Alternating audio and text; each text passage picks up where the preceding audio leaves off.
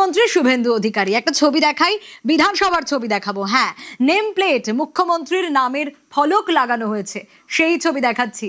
শ্রী শুভেন্দু অধিকারী, নিচে chief minister লেখা। মুখ্যমন্ত্রীর নাম ফলক বসানো হলো বিধানসভায়। আরো একটু জানার চেষ্টা করি, আবির রয়েছে আমার সঙ্গে। বিধানসভায় লাগানো হয়েছে মুখ্যমন্ত্রীর নাম ফলক। আবির, যে ছবি আমরা দেখছি বাংলার মুখ্যমন্ত্রী শুভেন্দু অধিকারী, এবং এই মুহূর্তে সেই ছবি আমরা দর্শকদের দেখাচ্ছিলাম। শুভেন্দু অধিকারী, নিচে চিফ মিনিস্টার লেখা।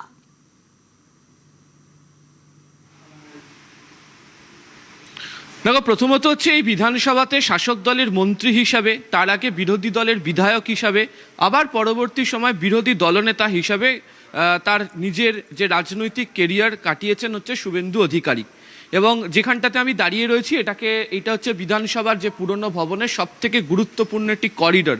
তার কারণ একদম সোজাসুজি যে ঘরটি দেখতে পাওয়া যাচ্ছে সেটি মুখ্যমন্ত্রীর ঘর বলে পরিচিত। গত কয়েক বছর ধরে এই ঘর, অন্তত বিগত শেষ 5 বছরে, মুখ্যমন্ত্রীর পাশের যে ঘরটি ছিল সেটি পার্থ চট্টোপাধ্যায়, পরবর্তী সময় পার্থ চট্টোপাধ্যায় গ্রেপ্তারের পর সেই ঘর বন্ধ করে দেওয়া হয়। তার পাশে যে ঘরগুলি ছিল সেই ঘরগুলির মধ্যে সুব্রত মুখোপাধ্যায়ের ঘর ছিল, তিনি প্রয়াণের পর সেই ঘর চন্দ্রিমা ভট্টাচার্যকে দেওয়া হয়। তবে এখানে মলয় ঘটক, বর্তমানে চন্দ্রিমা ভট্টাচার্য, শোভনদেব চট্টোপাধ্যায়, ফিরহাদ হাকিম, তারা বসতেন।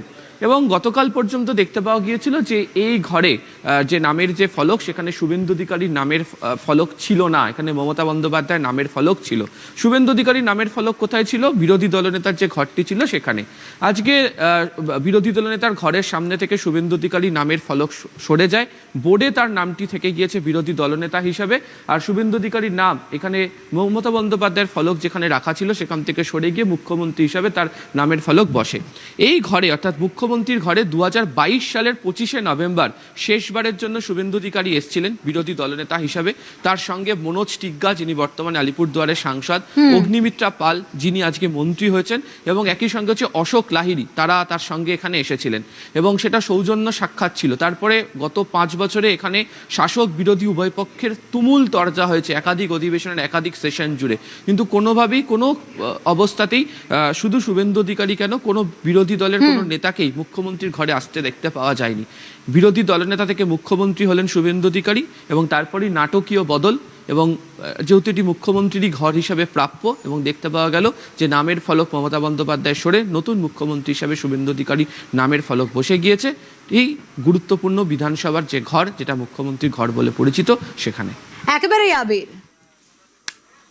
আর এবার নজর রাখবো, রাইটার্স থেকে তো সরকার চলবে, বিজেপি সরকার চলবে রাইটার্স থেকে, কিন্তু তার আগে অস্থায়ী সচিবালয় কোথায় হবে?